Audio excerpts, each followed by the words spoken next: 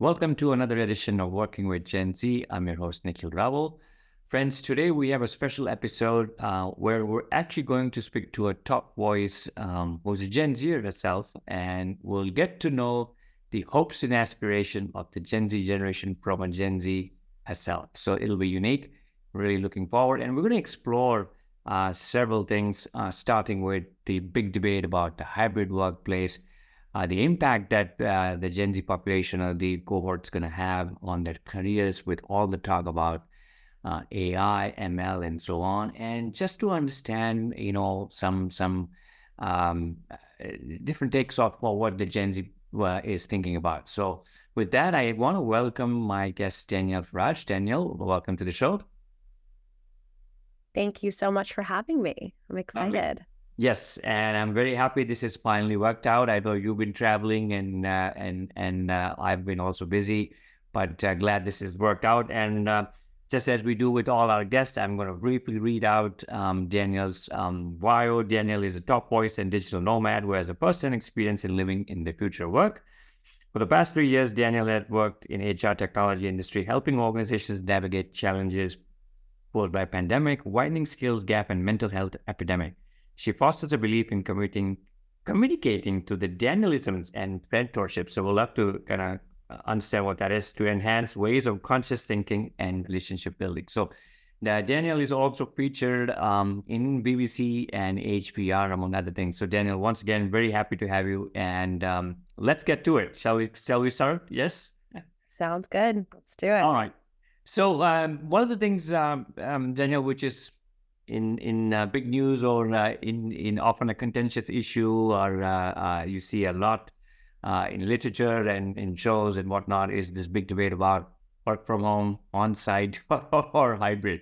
So I would love to hear from you, just first as your own preferences as your Gen Zer, since you've been working now and in your own career for a few years. And what are you seeing, maybe your peers when it comes to the preference and what companies are doing? So first, let's understand what would you prefer? Second, if you can maybe share on behalf of your colleagues or friends to see that, what trends are you seeing and what kind of things companies are doing? For sure. So I guess I'll start off by saying my general stance on the flexibility issue and topic has always been constant throughout the past few years. And that is that I believe that everyone deserves the opportunity to discover and learn how they work best and to practice that or get as close to that as possible. And the decisions that have been made over the past few years regarding returning to the office, it doesn't work for everyone. And, even before the pandemic, to think that we were all working a certain way and in a confined space, every single day, commuting, structuring our lives around work, given that we're also all different, we're from all different backgrounds, we all have different lives that we're living, different commitments and responsibilities, and we all learn and work differently. And so to think that we were all working in this singular, uniform way before is actually really mind-boggling to me. That being said, my own experience of work has been largely remote. It's been largely flexible. I started my career as an intern in college, and actually I've been working even before that for my parents' business since I was 12 years old as a customer service representative for their indoor go-karting business. And when I got older, I did some internships, and those were largely in person. However, I was working part-time a lot of the time during the year and attending school. And then during the summer, I had, one larger internship that was at, a pretty structured experience. And it was at the World Trade Center buildings, actually. So then after once the pandemic hit and I graduated, I also started my career remotely. And in my opinion, you know, there have been plenty of people who've crossed my paths with me that have said, whether it's in the comments or directly to my face, how could you learn in the same way? You're probably missing out on so many opportunities to network and to learn from people and grow and et cetera, et cetera. And sure, learning and growing and networking might look different, but that's not to say that I don't have a robust and powerful network and experience of work thus far. And for the life stage that I'm in, for the priorities that I'm setting for myself, which include experiences and uh, and and travel and learning through culture, right? Which is one of the best ways you can learn is through learning different cultures and being exposed. That those are the experiences that I've prioritized. And while that might not be traditional or the typical way that people work and live in their early career, it's worked for me. And again, that's not to say that I will never work in an office or I'll never be hybrid. But I think there are plenty of people like me and I was just in Croatia for a month with a bunch of digital nomads who feel the same way. I was the youngest one there, but I think, I say this to say it's a growing community, and it's a growing network of people who prioritize, their freedom and flexibility over anything else.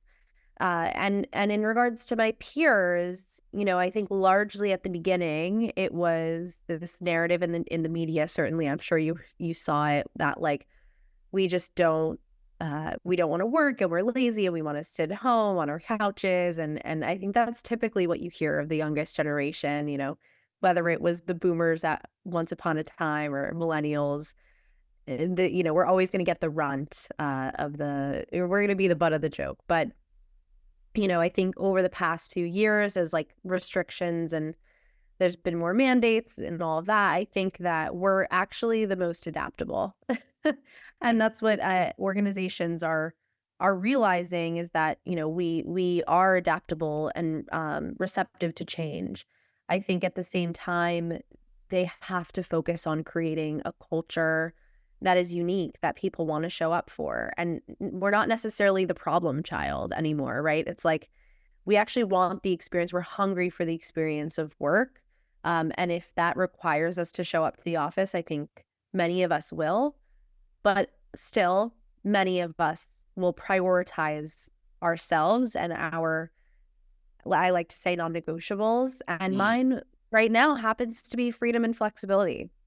So you make good points. It is very contextual, I suppose. What works for someone may or may not work. And again, I like where you say that the generation is adaptable.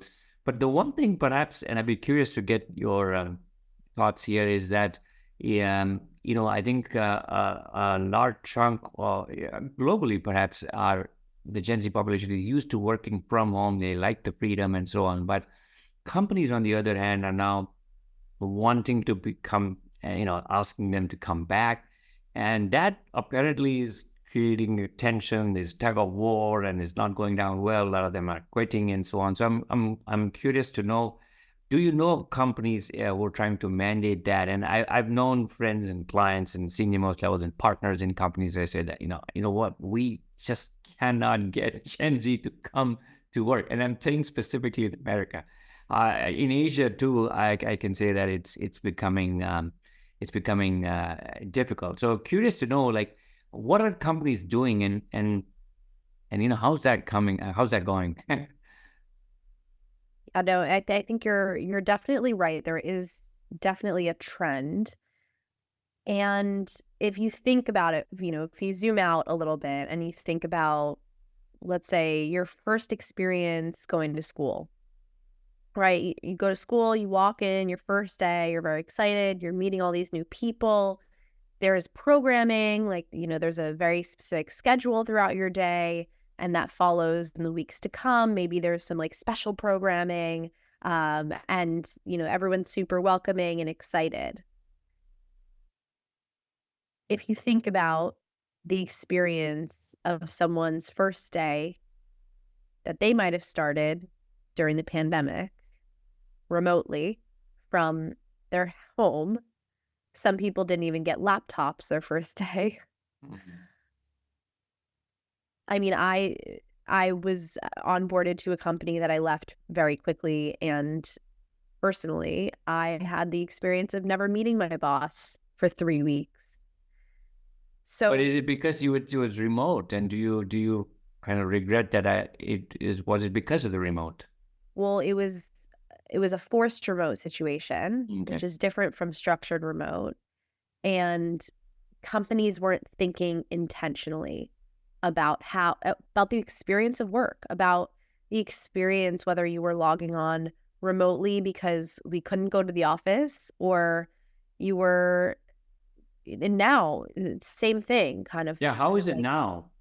I mean, when you're mandating people to go to the office, 3 out of 5 times and experiences that you're going, and I'm being very nice with that number, you're basically going in and you're sitting on Zoom and you're taking meetings from the office.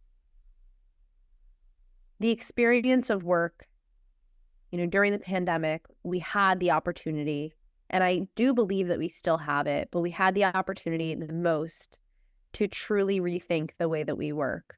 And I think some companies have done that.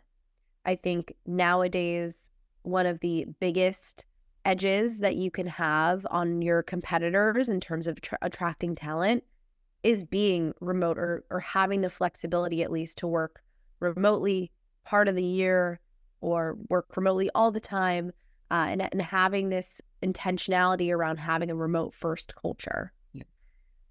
I don't think that most companies recognize the impact of truly the way that we were working before the pandemic on our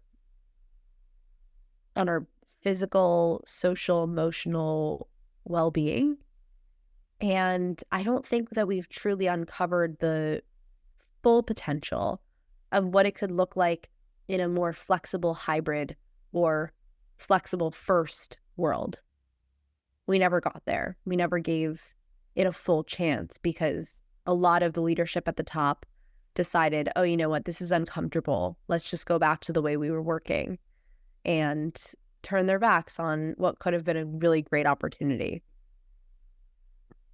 Yeah, yeah, interesting. You're right. Some companies are still kind of grappling with that. Some companies seem to have just made a decision and dealing with the ramifications of that. So it's interesting to watch out. We have a large IT company which got over 600,000 employees globally, and they've just made an announcement that everyone's got to come to work, and that includes all the things that you mentioned about they have to commute and so on, and really not going down well with sort of these young engineers and Right. And but then there's we'll this see how that goes. right. And then there's this resentment that you now carry because, well, I started remotely, so why can't I continue to work that way? Yeah. Well, I was super productive the way that I was working, so why can't I continue to work that way? And especially for people like software engineers who have the upper hand because there's, fewer of them and there's a very big need for them, Right. especially, over the past few years, we saw that they were kind of given what they wanted more. At least I saw that in France where I was working, and they had a special campus in the center of Paris for these Yeah. software engineers because they could really demand whatever they wanted. Yeah. And going back, to your original question about what are companies doing, I've seen a ton of examples, but the most recent one that really stands out is Mhm. my friend who works at BarkBox. Mhm. And recently I interviewed her, about her experience. And she said that the reason she likes going to the office is because it's basically a dog park. And So they're obviously allowed to bring their dogs to the office, and they just built this beautiful new office in New York City, and it's I think it's their new HQ. And basically, she explains that it's not just about the experience of having dogs around, right, which is super therapeutic in itself, but it's also the experience of seeing someone's dog thinking, "Oh, wow, I love that dog, like, that dog is so cute." And then being like, "Oh, what about that person?" Right? "Oh, that owner, I wonder how they're doing." Right? It's not just about their dog. The culture of caring extends to your coworker, and it also extends to their clients and their customers and the people that they wanna serve, right? They want and their dogs, right? And so it's this continued culture of caring that really is a thread throughout the employee and customer experience. And I think it's just a beautiful thing. It was really beautiful to hear her, and to listen to her talk about this experience of work, because I feel like, especially today, it's like much harder to find examples of people who truly love the environments that they work in such an endearing way. And of course, BarkBox is like a very attractive and fun business. But I have no reason to believe that the most boring of the businesses can't make a similar culture and really cultivate that, even by adopting maybe an office dog, Yeah, or letting people bring their dogs to work, or letting people or creating a space for caregiving at work, right? yeah. Bring your baby to work. Yeah, yeah. No, you're right. I think the companies where you have success stories, they're as you say, trying to deliberately create that experience, right? And I think the story or the example that you mentioned is a unique one. Let me. I want to ask you something related, which goes with this preference of perhaps working with remote, which is this debate about, all experts are saying Gen Zs are always going to um, go for a side hustle and do something on the side. The gig economy is growing and it's going to continue to grow. And there's all these stats that continue to say that post the pandemic anyway. So I'd be curious to know on two things. One is that, do you sense that is that is that something that the Gen Z um, wants out to kind of go out and pursue? And then second, again, what are companies kind of, doing about it or reacting to it? Are they flexible, or do they say that, nope, this we cannot tolerate, or this we won't allow? It's a great question. So I've actually been talking to a lot of my friends who have side hustles and who also have 9 to 5 jobs. And it's interesting. Earlier this year, I spoke at this women's co-working space that's called Her Workplace in New York Mhm, City. mhm, And we were talking about, obviously, the experience of work and like what we'd like to be different, especially from a female perspective. And one of the attendees was an employment lawyer. And she said that by far, the people who, she has a lot of conversations with, uh, and has to fire a lot of people, basically. mhm, She says the people who have the easiest time in those meetings are the people who have something else that they're working on, mhm, whether they're making money from it or they're not, something else that they care about outside of work that is still work, but it's a different type of work. And when she told me that, everything just became so clear, because as I was laid off at the end of May, I realized, wow, I'm in such a different place than when I quit my job, 3 years ago yeah, in a toxic work environment. I was on the floor, I was crying, I was a mess.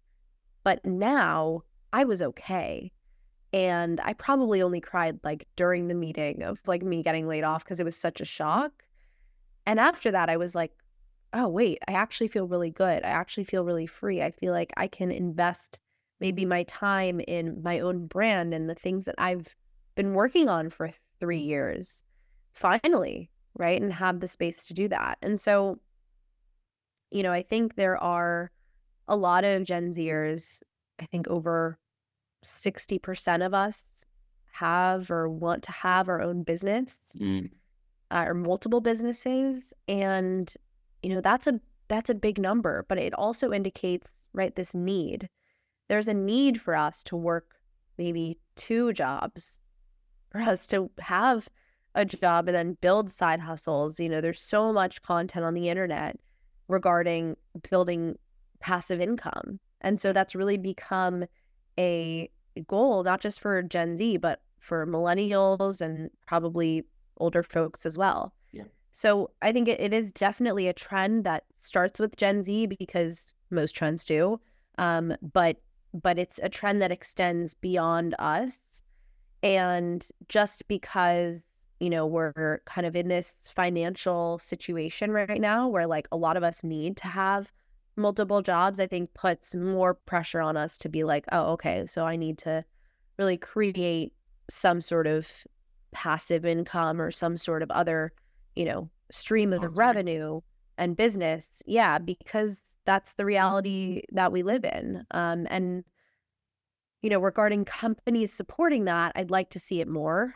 I personally look for organizations that will support that external, involvement. And given that I have a pretty public brand, that has really benefited companies I've worked for, especially since I've worked in the startup space. Mm. To the point of setting the record for most site visits ever in a single day because of my name in the news, and then me talking about the business in the news.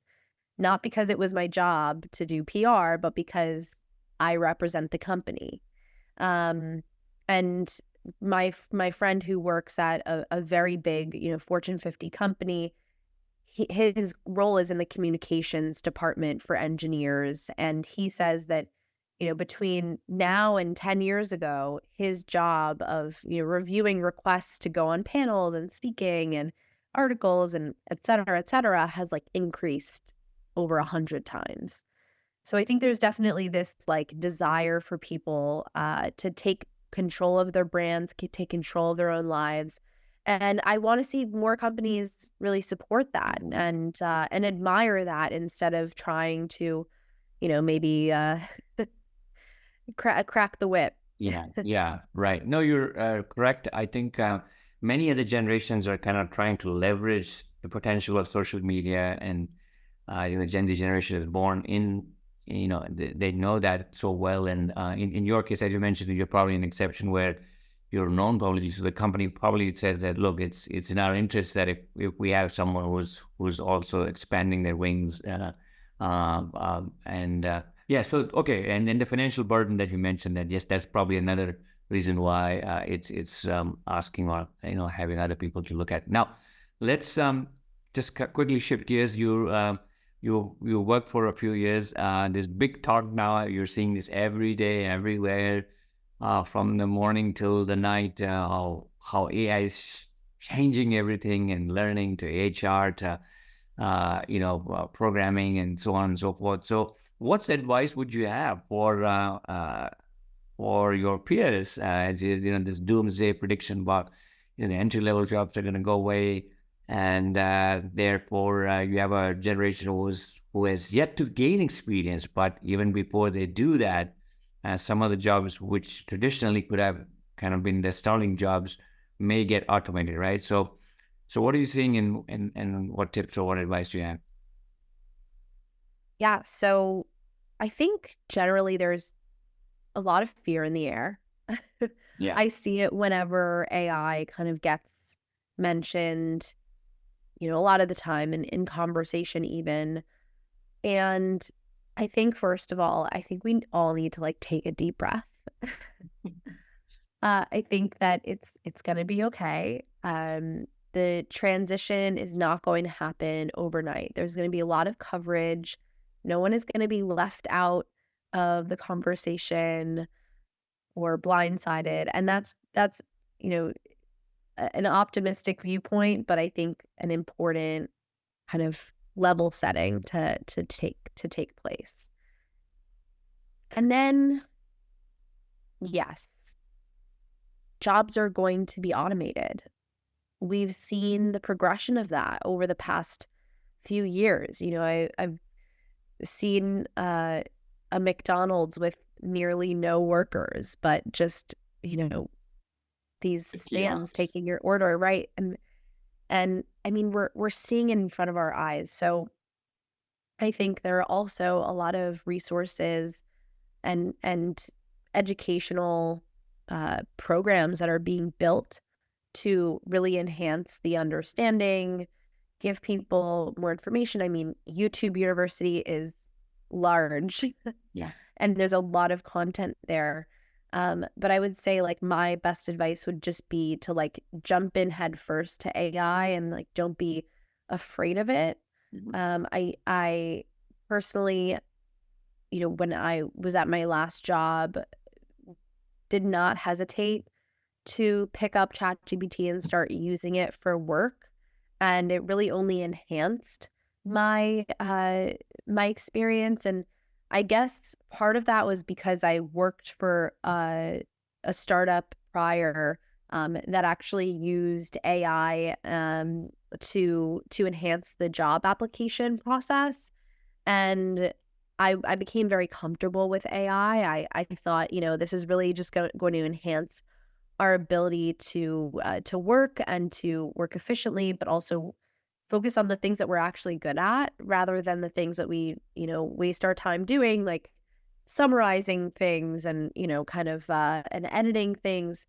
And I think that it's really a great addition to society.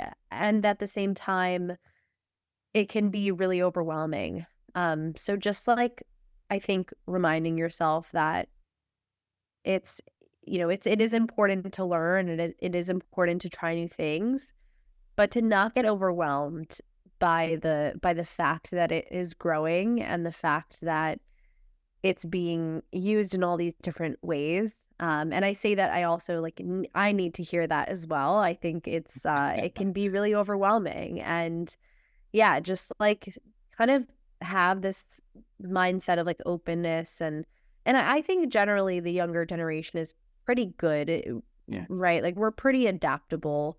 And we're pretty early adopters as well. We'll kind of pick up any technology and be able to use it and manage. I think the challenge actually is with older generations. And like there's this kind of also this fear and growing of like, can I keep up and will I be replaced? And I think it's kind of across the board. So maybe the answer is talking to each other about our deepest fears around AI and Yeah. trying to create some sort of community and empathy for one another.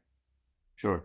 Now, good advice. I think there's a human element to the whole story, which is often overlooked. But you're right. I think the Gen Z perhaps is most adaptable, right? There are a lot of generations or other generations perhaps who are not leveraging the good side of AI rather than sort of seeing that, the doomsday of AI.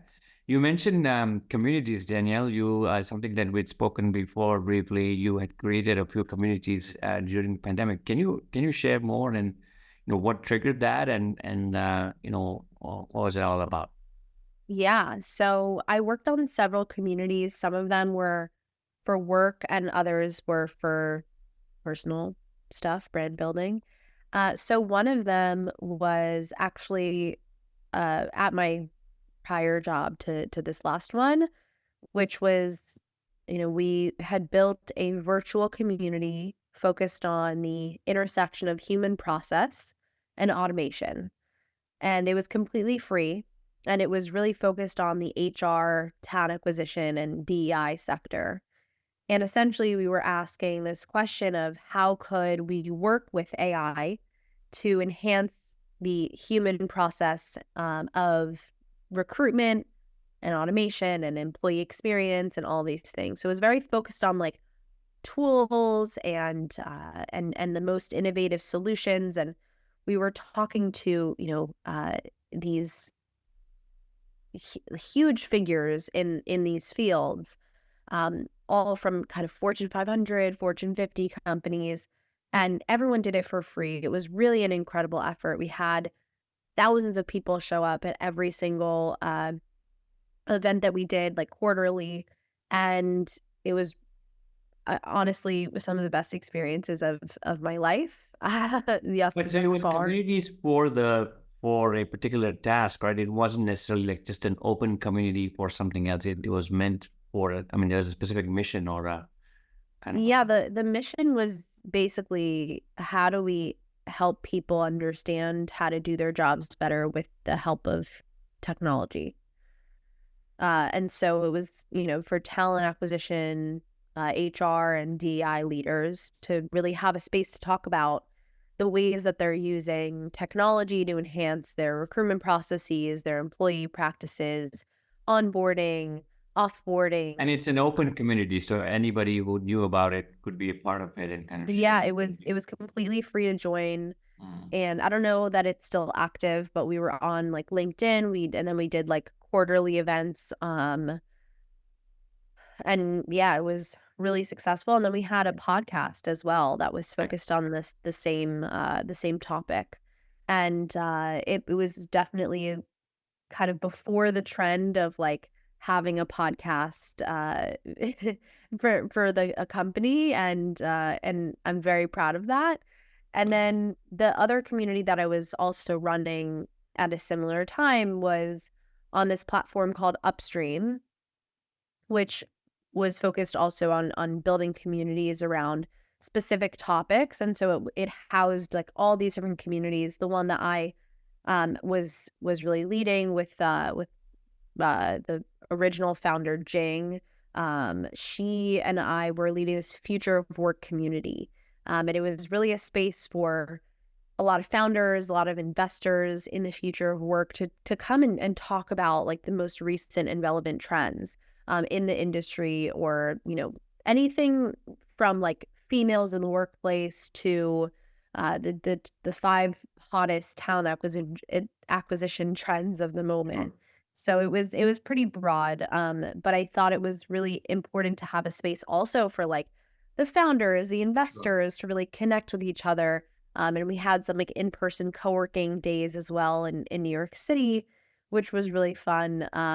But yeah, and then since then I've really focused on like smaller communities, more focused on the workplace industry, most recently, and then I'm also building something new now, so that will be kind of more public in the months to come. Okay. All right.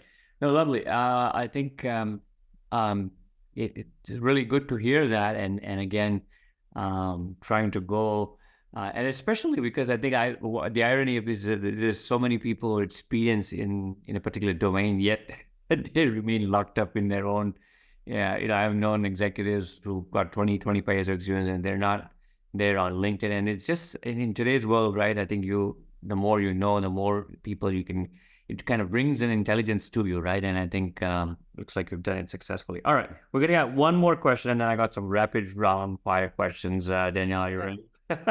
All right, Do so it. one question, one final one, just to switch gears before I come to the rapid round is, can you say what, when it comes to Gen Z as a consumer, right? What would you say does the Gen Z look for in brands?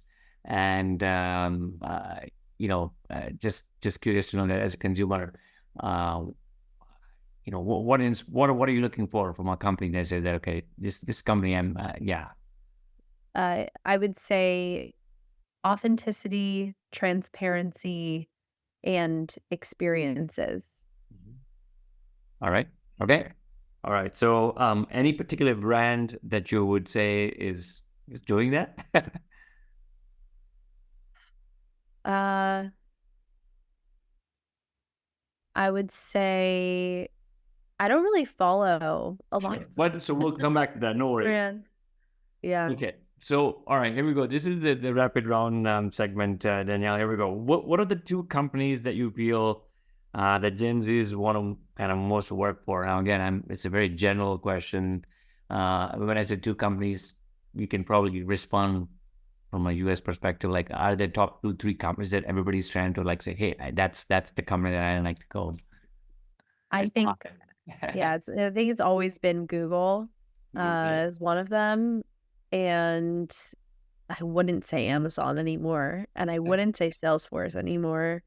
Uh, I'd probably say like one of the big five, like Accenture, Deloitte, So the if it's consulting not one of the companies. banks. All right. Yeah. Okay. All right. Who would you say does the Gen Z generation sees? Again, it's a very subjective question, but are like the most accepted role models for the Gen Z generation, 2 or 3 role models, right? So like, who would you say Gen Z thinks that, these are the people, whether locally there in US or around the world, like, are there some, I don't know, either politicians or sports people or spiritual leaders that everybody kind of said that, yes. It's funny because I think a lot of those people are probably creators. Okay. So like Good. Mr. Beast would be like a good example Mm, of that. Trying to think of another person who, I mean, I love Jake Shetty, Mel Robbins, like those, and those are also, they're podcasters, they're creators. yeah. There's been a lot of talk in the recent years about like Brene Brown, and she's like skyrocketed. I think Yeah. a lot of us like resonate with her as well. Right. Okay. Okay. Lovely. 3 things that the Gen Z generation can learn from other generations.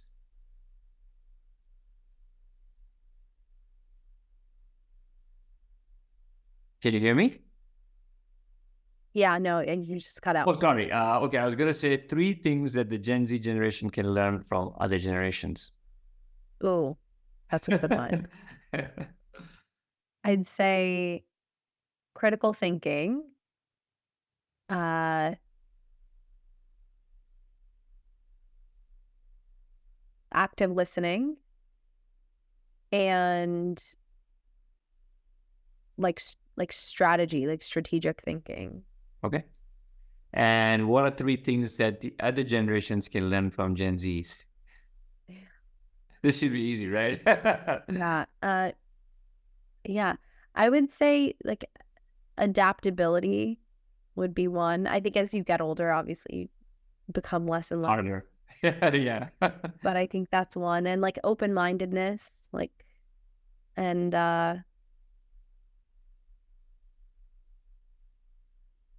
yeah, and authenticity. Authenticity. Okay. 1 or 2 things that you feel the Gen Z generation is most worried about today. Oof. Just 2. So to keep it, we'll keep it simple. That's hard. Yeah, climate change Okay. and probably AI. Yeah. Okay. Um, top 2 brands that Gen Z admire.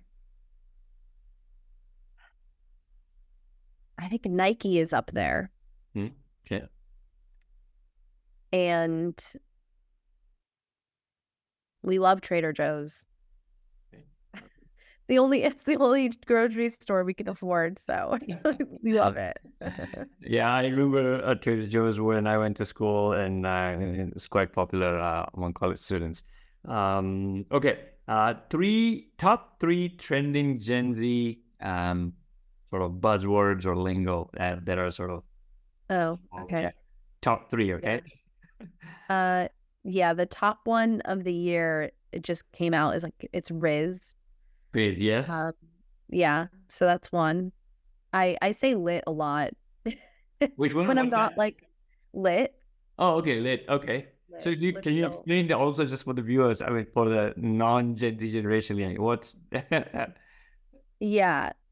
Lit is like cool, like hot, awesome okay? kind of thing. All right. And Riz is like swag. Yeah, yeah. I Yeah. think it was on the news. The actors said about it, right? And then I think it became a cut on. Yeah, but what's the third one? What else? I mean, right now, I mean, in New York, at least, we're saying brick a lot. Like it's like cold because it's Oh, okay. cold here. All right. I Okay. don't know if that's like a universally Gen Z thing, but it's definitely a New York thing. Okay. Um, is technology a boon or bane for Gen Z? Uh, it's a boom. It's A a boon. boom? All right. Yeah, both. Yeah. It's is it positive? Okay. And lastly, how is the polarized world shaping the Gen Z ideology? So this is not a kind of a rapid round fire, but yeah, or whatever that comes to mind. Like the world's becoming very crazy. Second wars going on. How is this world shaping the ideology? And what do you hear from like your peers? And do you sense that that's having an impact in your generation? Because the media also feeds you certain narratives, and the whole debate that recently we saw with the U.S. deans getting called on in the Congress and to testify, so again the debate about how much of what happens, how deep do people know? So is that there a danger in that? And so the world today, how is shaping the Gen Z ideology? Yeah. It's a tough one. It's definitely a sensitive topic for Yeah. me. I'm Israeli, half Israeli and Jewish, and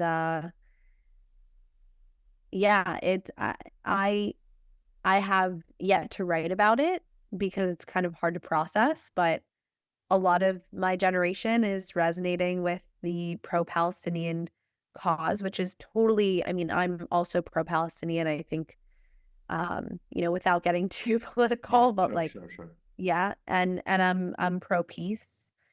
I think unfortunately, a lot of people didn't learn about the Holocaust enough. 60% of people in the US don't even know that it happened.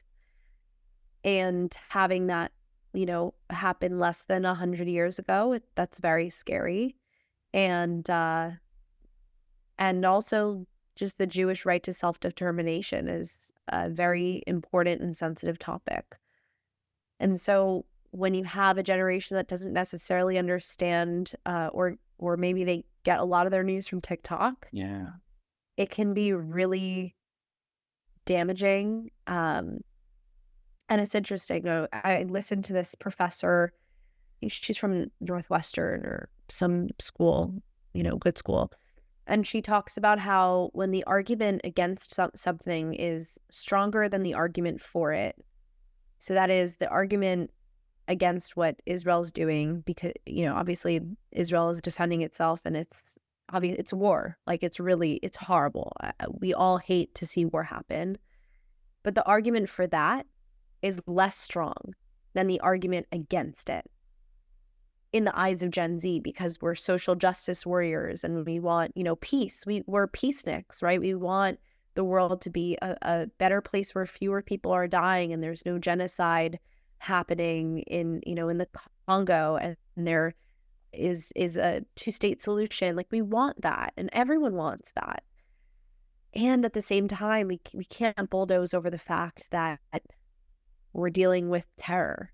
And I think there's just not enough education. There's not enough critical thinking happening, and it's a scary time to be Jewish, and that's unfortunate. I think, yeah, more workplaces probably should be having conversations about that. And yeah, it's weird. I've advocated for my generation for the past 3 years, and I largely feel like the numbers around it, where 60% of Gen Z, is kind of siding with Hamas. It's like I feel betrayed in a way, and it's been really hard to grapple with. Yeah. Yeah, it's not an easy one. I can appreciate. I think I like what you say that look. I think there's a need for critical thinking, leaving aside how one sees the situation, but because I think that just appreciates all of us who see things in a certain way to appreciate the other point of view. And as you say, yeah, I think I think your generation has been given a card, way too many cards, which are seeing the world too far too exciting with maybe the 25 years or 26 years of your life with the war and the pandemic and the fake news and the Me Too movement and the Black Lives Matter and so on. So it's the world is becoming not an easy place. But doing the homework, as we say, I think especially in time when media has become so powerful, is I think good advice for all of us.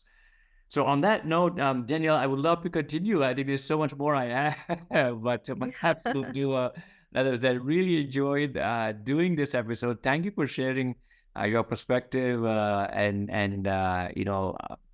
several things from career to the workplace to rants to some rapid round fire when I asked your question. So once again, I thank you. I really enjoyed it, and hopefully your travels can bring you all the way forest to this place called India. So we meet up, or when I'm there next in the US, we can see you One day, for someday. sure. I'd All be right. honored.